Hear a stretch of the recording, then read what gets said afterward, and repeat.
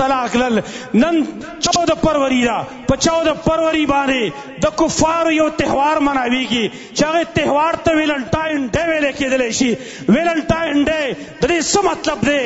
د دې مطلب هم دقه دی، کنجر خلق، زناکار خلق، فاسقان فاجران خلق، نوجوانان الکان او چینکۍ، هغوی به یو بل ته خپل محبت اظهار کوي، یو بل ته به دا وایي چې زه ستا سره محبت کوم، آی لو یو، زه ستا سره محبت کوم. جنۍ به ورته وایي چې آی لو یو، زه ستا سره محبت کوم.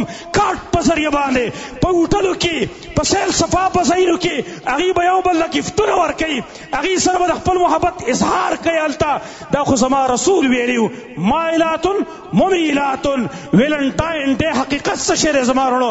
د ویلنټاین ډے حقیقت وپېژنئ. دا د کفار یو دسیسه یو سازش دی. اصل کې دا په روم کې انګریزانو کې یو کس ویلنټاین دا یو کس، یو نوجوانو، د خپل مذهب تبدیل کړی او د مذهب د تبدیلی په وجه باندې هغه جیل ته واستولی شو. جیل کې هغه چې کله گرفتار و، د جیلر د لور سره د هغې معاشقه شروع شوه. د هغې نه وروسته هغه باندې چې کله پانسي ختله، پانسۍ نه مخکې هغه یو خط ولیکه. په خط کې لیکلي وو، خپل دقه محبوبې ته لیکلي وو چې ستا ویلنټاین تمہارا ویلنټاین، صرف دا الفاظ یې لیکلي وو. او د هغې نه انګریزانو یو تهوار جوړ کو چې په دقه ورځ باندې په 14 فروری باندې چې ویلنټاین ته پانسي میلاو شوه، هغې د خپلې محبوبې سره د خپل محبت اظهار کړی و. هغه شانته به دا خلک رالګي په دې ورځ باندې به کنجرتوب، زناکاري کوي، یو بل ته به د خپل محبت اظهار کوي.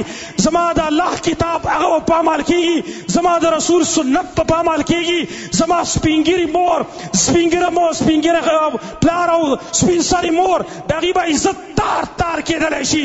زما د عزتمند ورور عزت په تار کېدلی شي. زما د عزتمند خاندان عزت په تار کېدلی شي. هغه سپین سري مور، هغه سپینګیره پلار، هغې چې ټول عمر دله تربیت کړی و، زما نوجوان نسل به نن رالګي، جنۍ به رالګي د خپل سپین سري مور، د خپل سپینګیري پلار، د عزتمند ورونو د هغې عزت پرالي. د یو نوجوان زناکار د هغه په خپو کې به غږلي، او یو زناکار زوی هغه به رالګي او د خپل مور او پلار، د خپل ورونو د هغې عزت پرالي، او د خپلې یوې زناکارې محبوبې په خپو کې به یې ږدي. حیا چېرته لاړه زما وروڼو؟ عزت چېرته لاړ زما وروڼو؟ قرآن چېرته لاړه؟ حدیث چېرته لاړه؟ زما د نبي هغه حیا او ابرو چېرته لاړه چې کوم موږ ته ښودلې وه؟ زما وروڼو، زما نبي خو دا ویلي و ماته، ایاکم الدخول علی النساء، ګورئ ځان وساتئ، پردو زنانو خواله ورد نشئ. ګورئ، او دا یې ماته ویلي و، اذا خرجت المرأة من بیتها استشرفها الشیطان. کله چې زنانه د کور ته راوځي، شیطان ورته د خلکو نظرونه اوچتوي. نن زما وروڼو، قرآن چې کوم دی هغه په عمل کړی شو، د قرآن حکم چې کوم دی هغه د خپو لاندې کړی شو، د نبي سنت د خپو لاندې کړی شل. نن زما نوجوان نسل خپل خواهش راغستلی دی، خپل خواهشاتو دومره حد ته رسولی دی.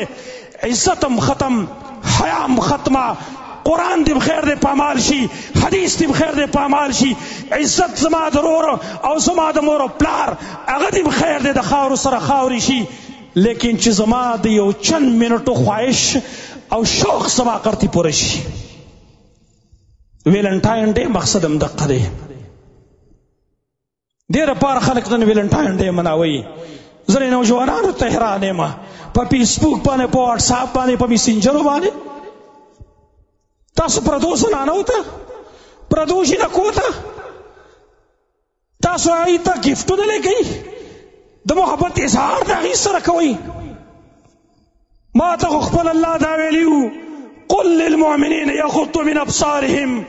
ای زما خوږ نبي، دې مؤمنانو ته ووایه، زما پیغام دې ته ورسوه چې زما بندګانو خپل نظر ښکته کوي. ګورئ، پردو زنانو ته مه ګورئ. زما الله خو دغه ماته ویلي و، زما الله ماته دا نه دی ویلي چې ته پردی تور سره بې عزته که،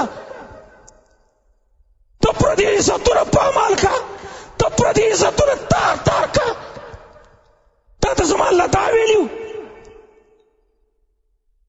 نه زه حیران دا یم چې زمونږ د نوجوان نسل د مسلمانانو دماغ چرته لاړه، عقل چرته لاړه، اسلام او حیا چرته لاړه.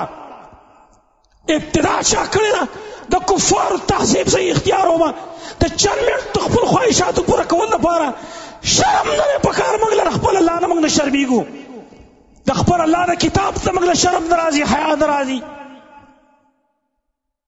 حیا او غیرت خو لاړ زموږ نه ختم شو.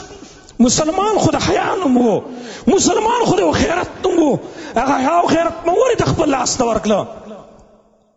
نبی صلی الله علیه وسلم خدا فرمایي الحیا والایمان قرناء، حیا او ایمان دواړه ملګري دي. فاذا رفع احدهما رفع الاخر، کله چې یو چوت شي بل په خپله باندې چوتېږي. نن د حیا نه زموږ ایمان هم واغسته، حیا چې کله چوته شي ایمان په خپله باندې چوتېږي. زما وروڼه دې برپور رد کوئ تاسو. ویلنټاین ډے باندې لعنت ووایئ تاسو. دا ویلنټاین ډے نه دی، دا د زناکارۍ ورځ ده، دا د فسق او د فجور ورځ ده. په دې کې خلک د خپل الله نه بغاوت کوي. مؤمن سړی به د خپل الله نه بغاوت نه کوي، مؤمن سړی به د خپل الله نه چرته بغاوت نه کوي.